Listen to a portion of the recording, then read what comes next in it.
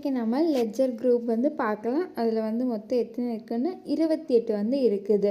Already நம்ம டேலியில் வந்து Journal entry எப்படி போடுறதுங்கிறது பார்த்துட்டும், பார்க்காதவங்க டிஸ்கிரிப்ஷனில் வந்து லிங்க் கொடுக்குறேன் பாருங்கள். இப்போ வந்து நம்ம லெட்ஜர் குரூப்பில் வந்து என்னென்ன இருக்குங்கிறது பார்க்கலாம். ஸோ அப்படியே நான் எக்ஸ்பிளைன் பண்ணிவிட்டு வரேன். ஃபஸ்ட் ஒன் வந்து கேபிட்டல் அக்கௌண்ட்டு. கேபிட்டல் அக்கௌண்ட்டுங்கிறது வந்து என்னென்னா, பிஸ்னஸை வந்து ஸ்டார்ட் பண்ணுறப்போ அவர் வந்து அமௌண்ட் வந்து இன்வெஸ்ட் பண்ணுவார், இல்லைன்னா அசெட் வந்து இன்வெஸ்ட் பண்ணுவார் அல்லவா, அதுதான் கேபிட்டல். அதுதான் நம்ம கேபிட்டல் அக்கௌண்ட்டில் வந்து நம்ம போடுவோம்.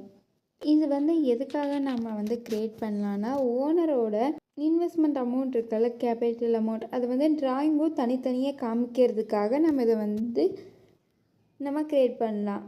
Second, cash in hand. Cash in ஹேண்டுங்கிறது வந்து பிஸ்னஸ் அப்போது நம்ம கையில் எவ்வளோ கேஷ் வந்து இருக்குங்கிறத வந்து நம்ம என்டர் பண்ணுறதுக்கு தான் இந்த கேஷ் இன் ஹேண்டு குரூப் வந்து யூஸ் பண்ணுறோம். இதோட பர்பஸ் என்னென்னா, கேஷ் பேலன்ஸ் வந்து எவ்வளோ இருக்குன்னு நம்ம பார்க்குறதுக்காக இதை யூஸ் பண்ணுவோம். இந்த குரூப்புக்கான அண்டர் வந்து என்னென்னா, cash, petty cash, cash counter, cash collection, அடுத்ததாக பேங்க் அக்கௌண்ட். பேங்க் அக்கௌண்ட் வந்து இதுக்கான பிஸ்னஸுக்கு சொந்தமாக இருக்கிற பேங்க் அக்கௌண்ட்டு.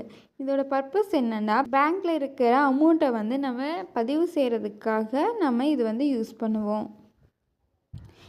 இதில் வந்து நம்ம பேங்க் ட்ரான்சாக்ஷன் எல்லாமே தனித்தனியாக நம்ம ரிஜிஸ்டர் பண்ணுறதுக்காக இந்த குரூப் வந்து யூஸ் பண்ணுவோம். Fourth, fixed asset. ஃபிக்ஸட் அசெட்டுங்கிறது வந்து ரொம்ப நாளாக நம்ம பயன்படுத்தக்கூடிய அசெட்டு. இது வந்து பிஸ்னஸ் அசெட்